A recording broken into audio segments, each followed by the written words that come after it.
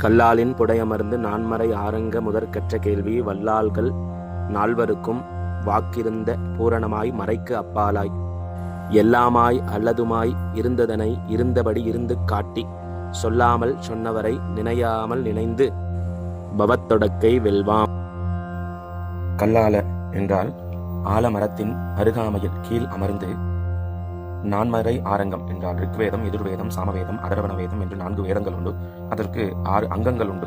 அப்படியாக 4 வேதங்களையும் அதன் 6 அங்கங்களையும் கற்று அறிந்து கேள்வி ஞானத்தில் வல்லுநர்களாக இருந்ததான சனக சனந்தர்கள் முதலான சனகாதி 4 மகர்ஷிகளுக்கு முனிவர்களுக்கு வாக்கிருந்த பூரணமாய் மறைக்கு அப்பாலாய் வார்த்தைகளால் விவரிக்க முடியாத அறிவுக்கு அப்பாறுபட்ட முழுமையான அறிவாக பூரணமாக இருக்கும் வேதங்களுக்கும் அப்பாறுபட்ட பரம்பொருளை குறிக்கிறது.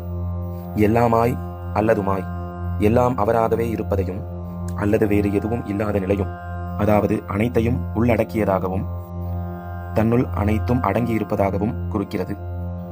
இருந்தபடி இருந்ததனை இருந்து காட்டி எந்த மாற்றமும் இல்லாமல் இருக்கும் நிலையிலேயே தனது உண்மையான வடிவத்தை காட்டியதை குறிக்கிறது.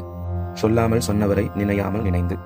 தட்சிணாமூர்த்தி மௌன குருவாக விளங்கும் சிவத்திரு தட்சிணாமூர்த்தி பகவானது உபதேசத்தை எவ்வித வார்த்தைகளாலோ செயலாலோ மனதால் நினைந்து அவரின் அருணினால் பவம் ஆரம்பம் என்பதை குறிக்கும், வாழ்க்கையை தொடங்குவதாகவும் குறிக்கும்.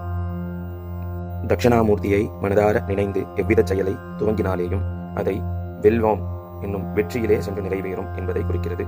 எனவே ஸ்ரீ குரு தட்சிணாமூர்த்தியை நினைத்து அனைத்து செயலையும் ஆரம்பிப்போமாக. ஸ்ரீ குரு